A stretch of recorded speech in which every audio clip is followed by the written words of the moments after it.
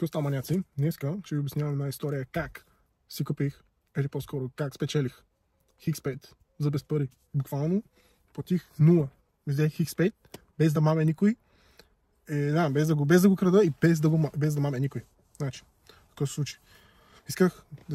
Намерих си кола, която много исках да я купя. BMW 6 серия 640. Обаче не исках да си харча парите, да я купувам от джоба си. Затова исках да си продам тогавашната кола, което ще е друго клипче. Тогава имах A4 BMW 2010 година, пълен есманен пакет, отвътре отвънка от всякъде. Двойка дизел автомат.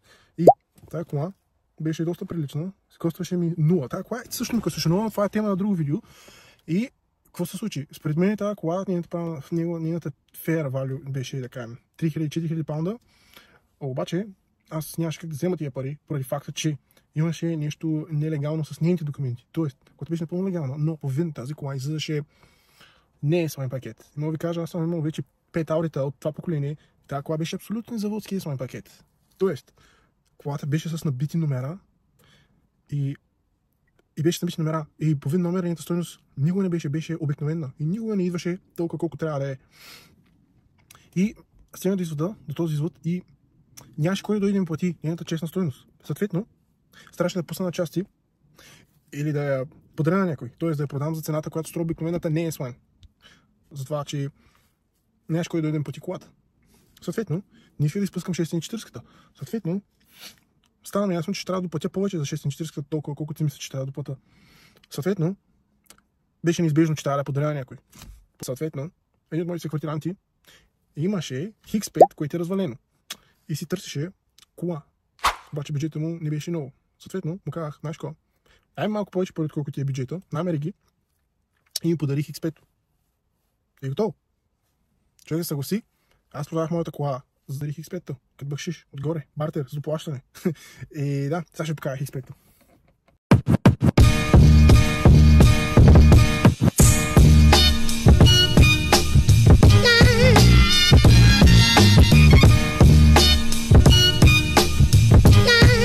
Значи нуждата от тази кола породи тази кола да изкочи.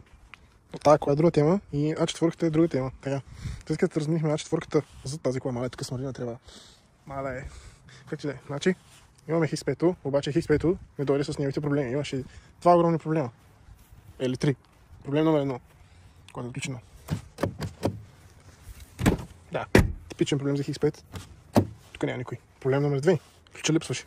Проблем номер 3, тока и падаше.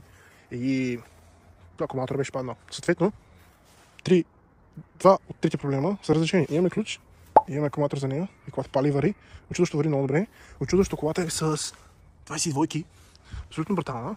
И да ви кажа честно, колата е подарък. Не мога да се оплача. Супер е. Абсолютно брутална. За подарък не мога да се оплача. Никой не ми е правил такива подаръци сега. Не се забравя, когато бях малък, имах играчка. Точно такова е X5. Точно същото. Да, сега трябва да го направим, трябва да направим правата.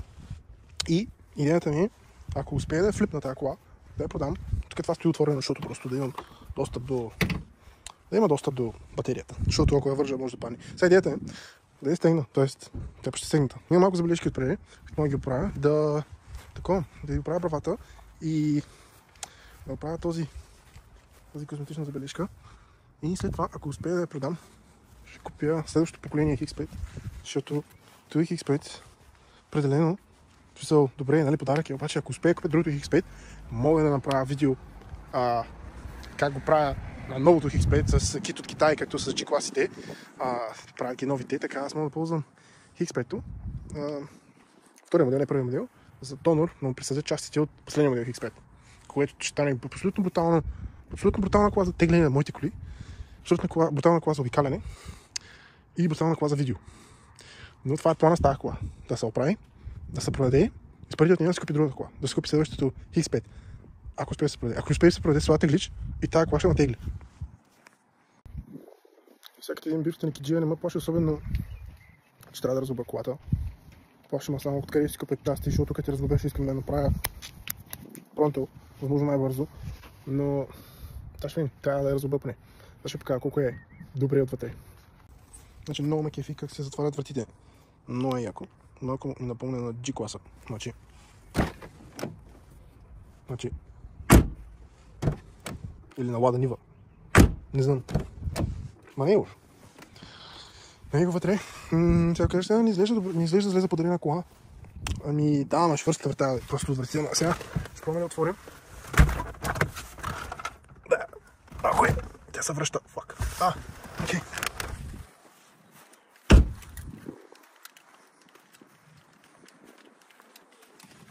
Ай, швърста врата.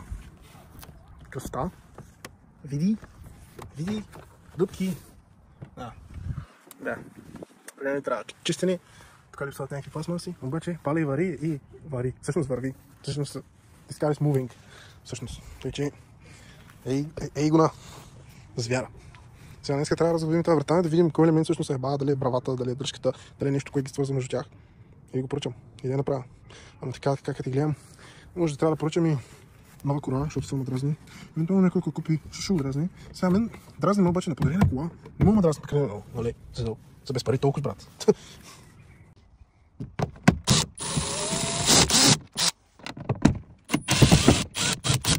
От Parkside, нали? И моите приятели казват за мен, скъпото го радва. Тъй, че Parkside ние не ползваме. Сега видим колко други болтове има. Всъщност няма други болтове. Готови сме да паднем. Всъщност тук има нещо, обаче се на ръка не мога да работя, тъй че трябва да го оставя на телефон.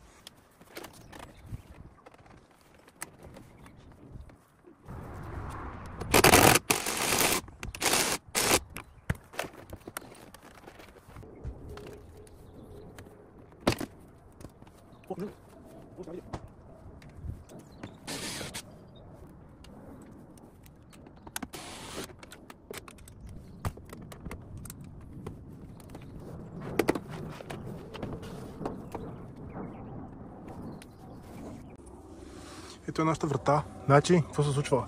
Виждаме това. Красота, липса на правилните пластмаси. Други види. Липса на шумоизолация. Просто и това трябва да има едно нещо, дето се флипва като това.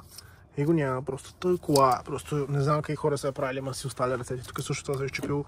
Да, доста хора си оставили. Значи, какво се случва, типичен проблем на X5, дръжката работи. Очевидно. Закачение за механизма. Очевидно. Мърда бравата. Очевидно. Но бравата не ще да се отвори. Сега. Какво се случва? Затваряме. Сега. Фейквам, че затварям вратата. Че...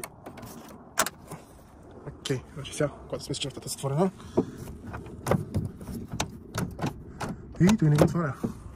Значи пак го отваря тук. Ама с този телефон е много трудно, човек. Всяко случва. Обаче трябва да го изплюи от тук. Чакай да видим сега. Ще го изплюи ли? Да, ще го изплюи. Значи, тук се случва, не?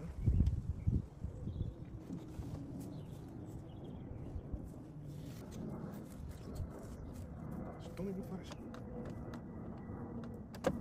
Че веднъж разбере като сме на бравата.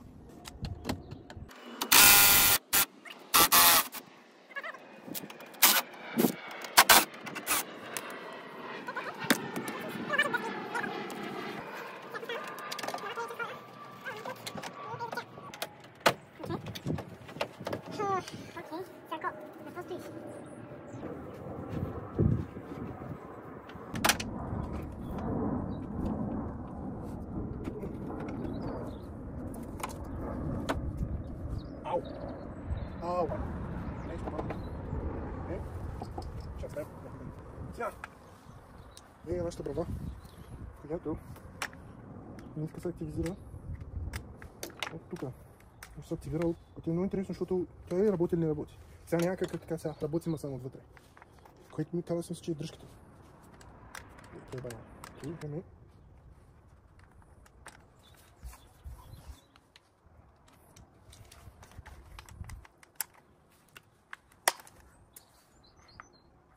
Упс. И така, сега какво стана? Ето е тъпата брава, което не иска да се включи от тук, но се отключва от тук. И сега най-лошото нещо е, че от тази дърта кола бравата е 100 кинта. И сега трябва да намеря начин как да я отворя, обаче това нещо нека си я прикрива и това, тези двете неща, нека си закриват целият този ковър, който не мога да сваля. Тъй, че трябва да намеря начин как да го сваля, и ако не намеря начин как да го сваля, трябва да броя 100 паунда. За тъпата брава. Well, it is what it is. Тъй, че сега трябва да се пробвам да го отворя и ще има друго видео за Хикса. И трябва да го караме Хикса. И така вече почти се стъмни. От нещо вече ми дойде ключа за валене на дюзи. Его. Дойде ключа за валене на дюзи. Това значи, че ще мога да натисна другата кола за правене. И сега трябва да има някакво развитие с Хикса, но най-важното нещо е да му направя вратата да се отваря, да може механично да е окей. И си мислех да му направя един ключ маса, т.е. да спирам целият ток, защото не знам дали има някъде оттечка от тока, обаче не искам всеки път да му разчиствам багажника, за да мога да сложа отново тока. И затова ще му просто сложа ключ за тока някъде в багажника. И остава само козметичните му забележки, ще е готово за продаване. Надявам се. И съм взел масло. Трябва да сменя маслото, тъй че ще има още едно видео. Надявам се да няма 2-3 видеа какво правим, докато да свършим. Тъй че да, още едно видео, докато да свърша Хикса и да много го продавам да си взема следващия модел. Пожелайте ми успех!